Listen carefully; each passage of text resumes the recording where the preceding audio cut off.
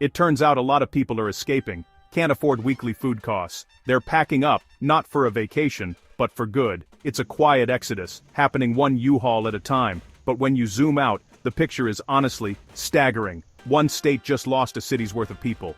And no, it wasn't Detroit this time. This is a nationwide phenomenon, a seismic shift in where Americans choose to live, and more importantly, why they choose to leave. This isn't just a blip. It's a slow-motion breakup with the American dream, or at least, with certain versions of it that have become, untenable. So today, we're diving into the top 14 US states people are fleeing like it's a fire drill. But the reasons are way deeper than headlines. This isn't about weather or vibes, although we'll get into that too. It's about trust, infrastructure, and when the cost of living stops living up to the cost. It's about the social contract, feeling a bit, frayed. We're going to look at the hard data, the personal stories, and the complex, often contradictory forces pushing people out of places they once called home, places their families may have lived in for generations. This is a story about economics, yes, but it's also a story about hope, disappointment, and the search for a better life, which is of course the most American story of all. We'll explore why paradise is unaffordable, why industrial heartlands are aching, and why even the sunniest coasts are seeing a shadow of doubt creep in. So subscribe, not because it's trendy, but because understanding these migrations is understanding the future of the country. Your zip code might be your biggest financial risk. Let's break it down. Kicking off our list at number 14 is a place that feels, frankly, like a statistical error. Hawaii, the Aloha State, the place you dream of escaping to, not from. And yet, the numbers don't lie. People are leaving, and not because they've suddenly developed an aversion to perfect beaches and stunning volcanoes. They're leaving because paradise has a price tag, and it's a price that an increasing number of locals, and even mainland transplants, can no longer afford to pay. The median home price in Honolulu is well over $1 million. That's not a typo. It's a reality that pushes families into crowded, multi-generational homes, not out of a deep-seated love for tradition, but out of sheer economic necessity. It's the ultimate irony, isn't it, living in a place plastered on postcards worldwide but you can't afford a decent place to live yourself.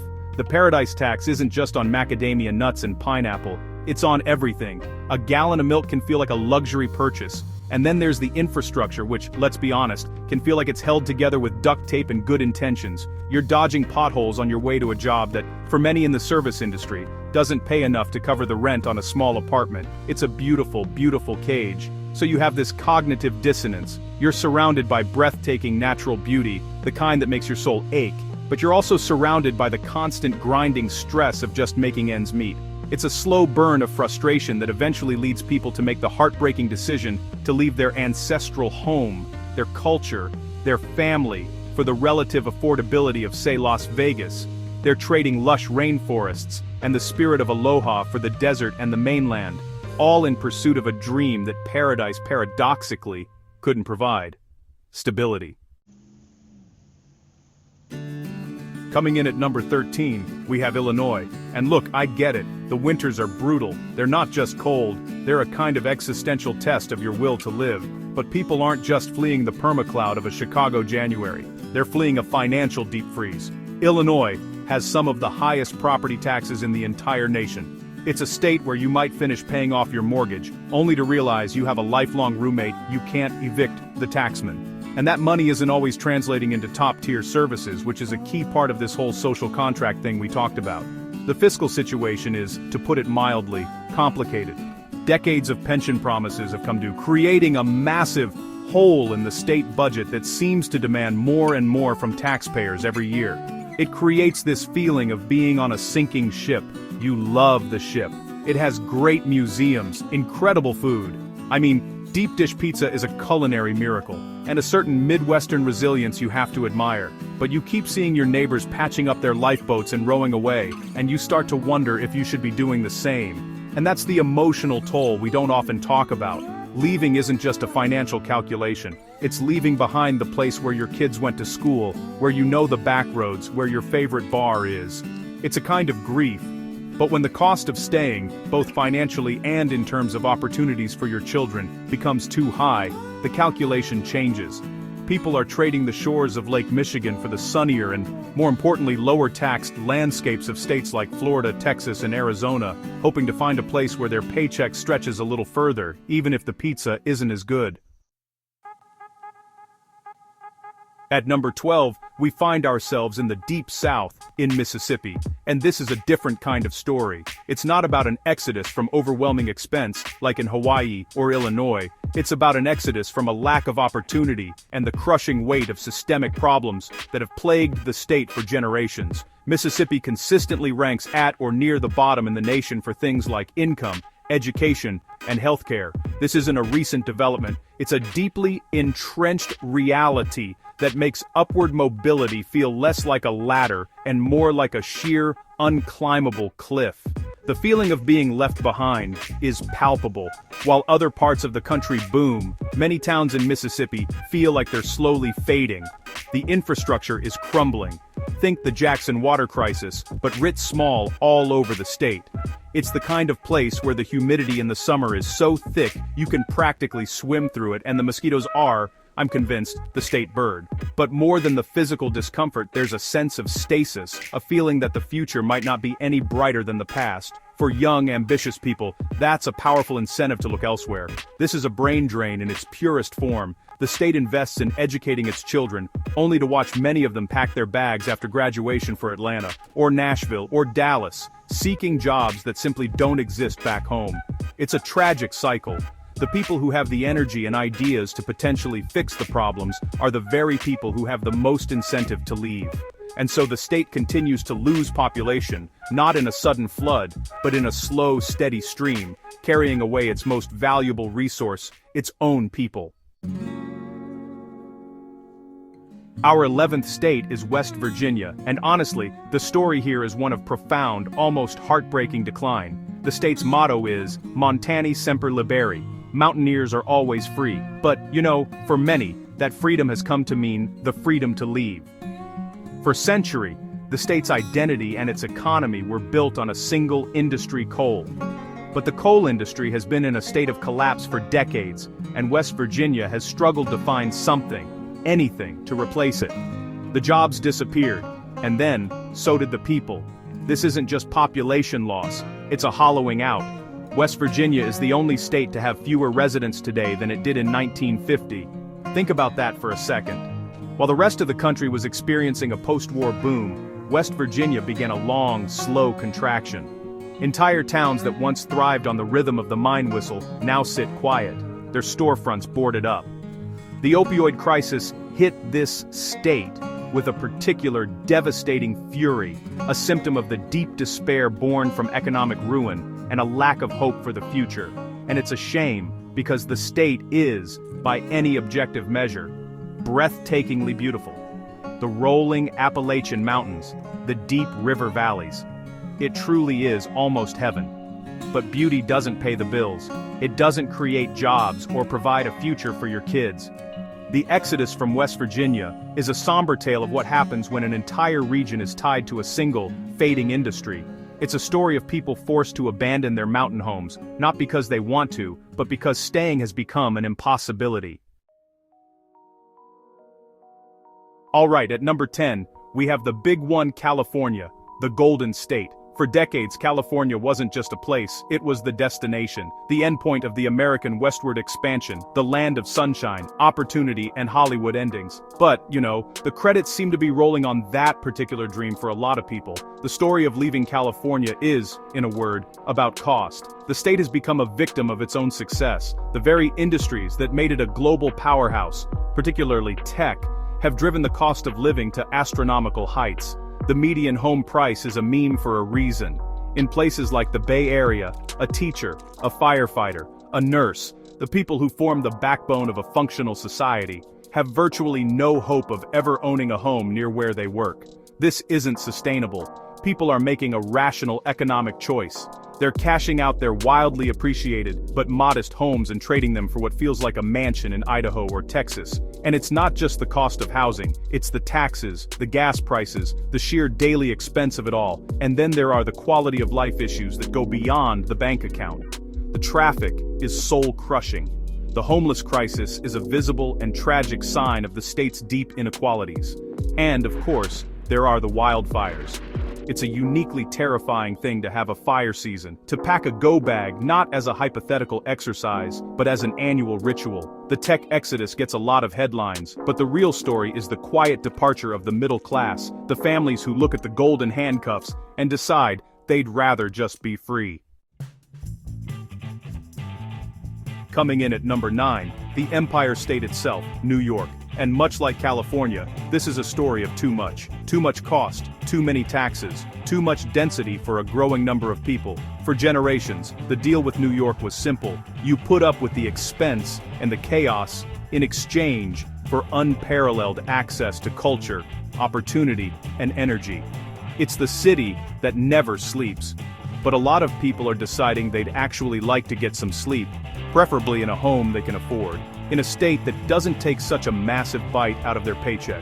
The exodus from New York isn't just a New York City phenomenon, though the city is certainly its epicenter. Upstate communities have also struggled with a stagnant economy and high property taxes, but the real narrative driver is the river of people flowing south. It's become a cliché for a reason, New Yorkers retiring to Florida. But now it's not just retirees.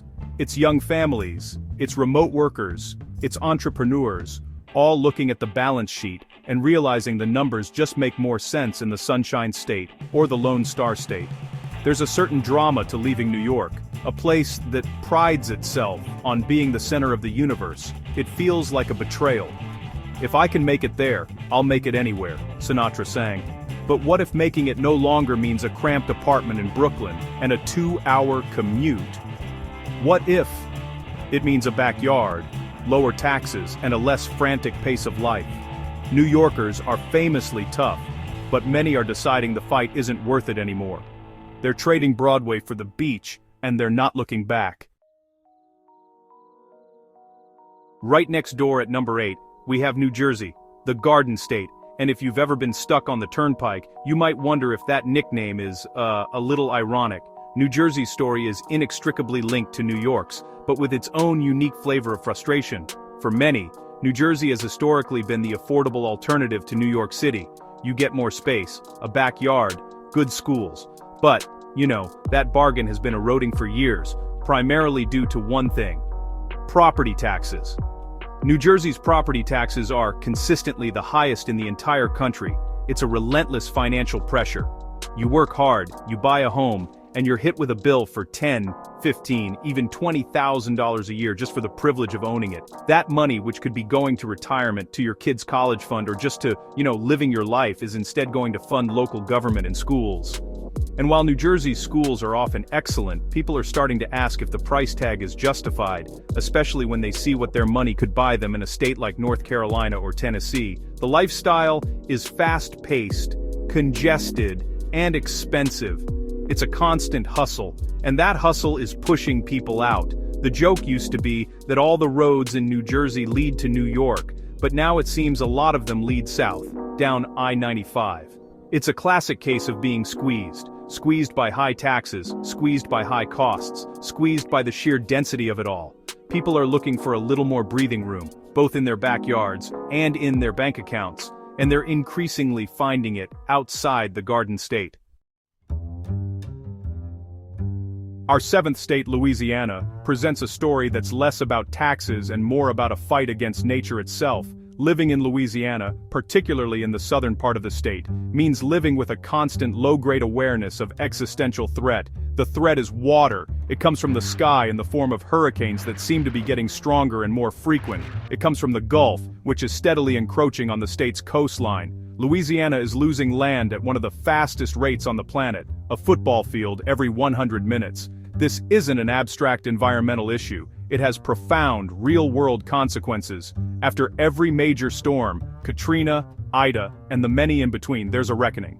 The cost of rebuilding is immense, and the cost of insuring against the next one has become, for many, simply impossible. Insurance companies are pulling out of the state or charging premiums that are higher than mortgage payments. How can you build a life, a community, when you live in fear that it could all be washed away, and you won't be able to afford to rebuild? This creates a powerful, tragic push factor.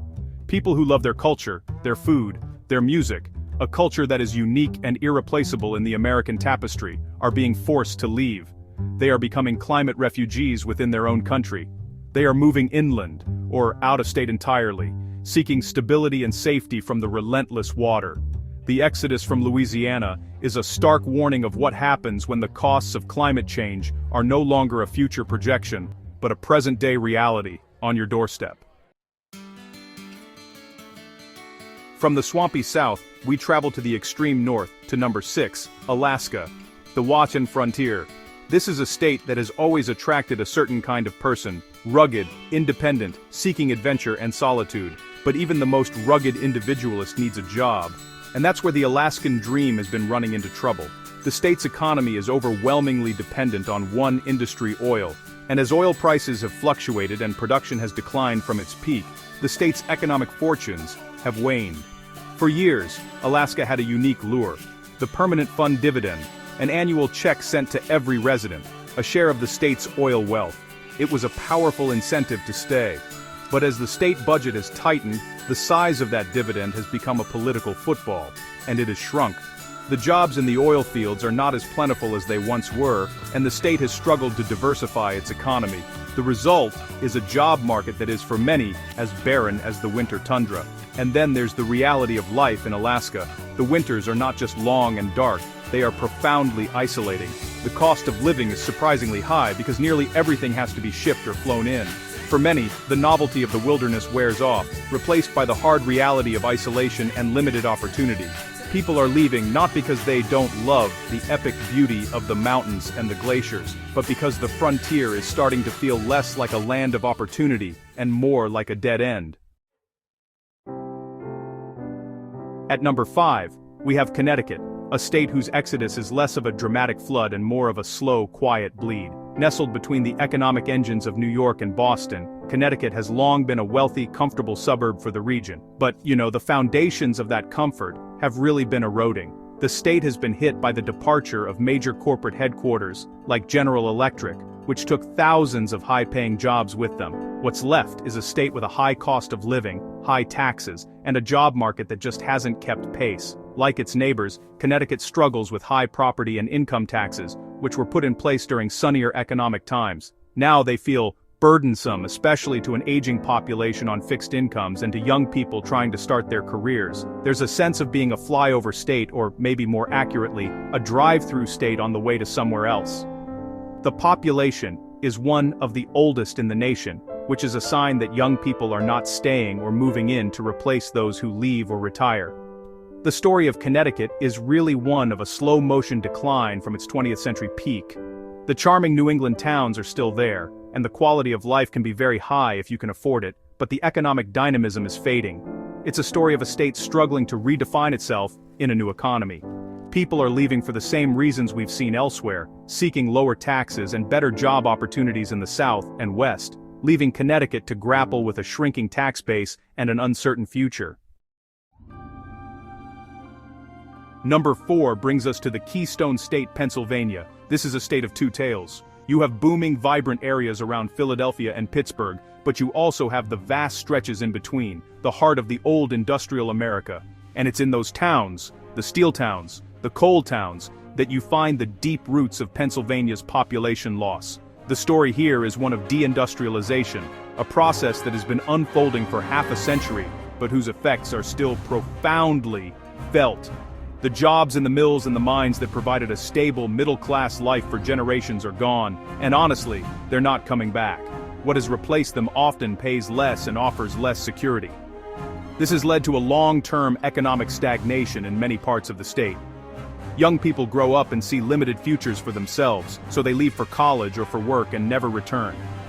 This leaves behind an aging population in towns with a shrinking tax base, struggling to maintain roads, schools, and services. It's a story that really requires empathy. These are communities with deep roots and proud histories, now grappling with a sense of being left behind by the modern economy. High property taxes, especially for a state with a relatively low median income, add another layer of pressure. People aren't just fleeing, they're watching their hometowns slowly fade. The exodus from Pennsylvania is a poignant chapter in the larger story of the Rust Belt and the difficult, painful transition away from an industrial past. At number 3 is Michigan, a state whose story is, well, pretty much synonymous with the rise and fall of the American auto industry. The narrative of Detroit's bankruptcy and decline is, yeah, pretty well known, but honestly, the story of the state's population loss is a lot more nuanced than most folks realize.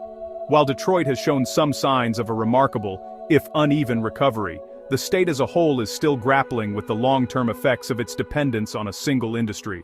The Great Recession hit Michigan harder than almost any other state out there, and the psychological and economic scars, they run pretty deep.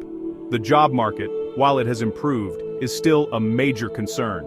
The high-paying manufacturing jobs of the past have been replaced by jobs in other sectors that just don't always offer the same wages or benefits.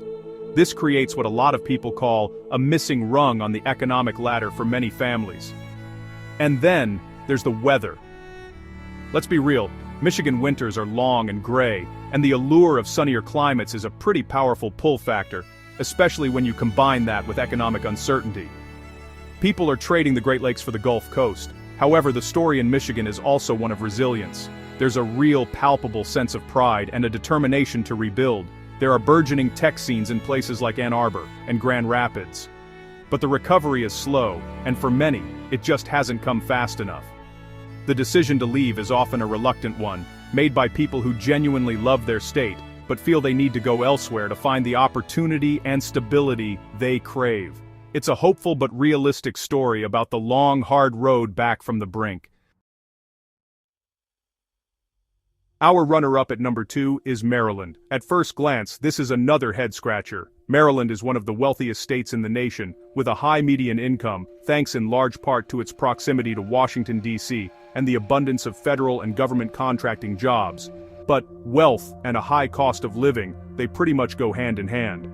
Maryland is a prime example of the Beltway squeeze, where the cost of housing, taxes, and just daily life are exceptionally high. For a lot of folks, the high salaries are completely consumed by the high expenses. Housing costs in the suburbs around D.C. and Baltimore are just, well, prohibitive for many young families and middle-income workers. The state also has relatively high income and property taxes, which just adds to the financial burden. It's a classic case of running faster and faster just to stay in the same place. People are looking at their balance sheets and making a move. And where are they going? Often, just a little further south. The Carolinas and Virginia have become popular destinations for Marylanders seeking a similar quality of life, but with a significantly lower cost of living. They can often find a larger home for less money, pay lower taxes, and enjoy a slightly less frantic pace of life. The exodus from Maryland is a story about the limits of a high-income, high-cost model. Even in a wealthy state,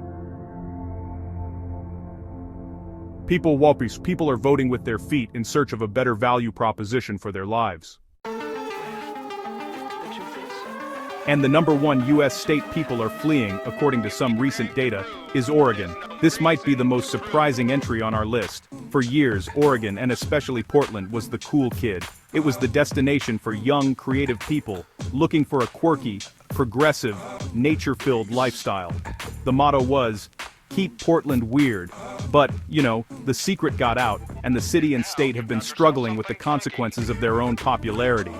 A massive influx of people over the last 2 decades has driven the cost of living, especially housing, through the roof. The dream of an affordable bohemian life in Portland has basically evaporated. It's now one of the more expensive cities on the West Coast. This has created a severe housing crisis and contributed to a highly visible and complex homelessness problem that's become a major political flashpoint. The very things that made the state attractive, its progressive politics and laid-back vibe, are now at the center of some pretty intense debates and social friction. The weird has, for some, become dysfunctional. This has led to a fascinating and complex migration pattern. It's not just conservatives leaving a blue state, it's also long-time residents and even recent transplants who feel the quality of life has gone down while the cost has skyrocketed. They're cashing out of the hot housing market and moving to more affordable places, both within the region and across the country. The Oregon story is a cautionary tale about what can happen when a city or state becomes a brand. The boom can be exciting, but the growing pains that follow can be severe enough to make people pack up and leave. So, what does this all mean? This tour through 14 states isn't just a list, it's really a snapshot of a nation in flux. It shows that the big abstract forces we talk about, economic inequality, housing affordability, climate change, political polarization, they're not abstract at all. They are intimate. They are the reasons someone packs their life into boxes and says goodbye to the only home they've ever known. It reveals that the American dream is not a single, static thing. It's a moving target, and for millions of people, it's no longer located where they thought it was. These migrations are reshaping the country in real time, creating new boomtowns and leaving others to struggle. They are changing our political map, our cultural landscape, and our economic future. Understanding this isn't just an academic exercise. So yeah, if you're planning a move, buying a house, or just want to dodge the next big American mistake, stick around, because this isn't surface level. This is what they don't put on postcards. The decision of where to live is becoming one of the most important financial and personal choices any of us can make. The idea of home is becoming less about where you're from, and more about where you can build a stable, prosperous, and meaningful life. And as we've seen, that's becoming harder to do in a surprising number of places. Subscribe, not because it's trendy, but because your zip code might be your biggest financial risk. And in a world this complex, the best we can do is try to understand it together. Thanks for watching.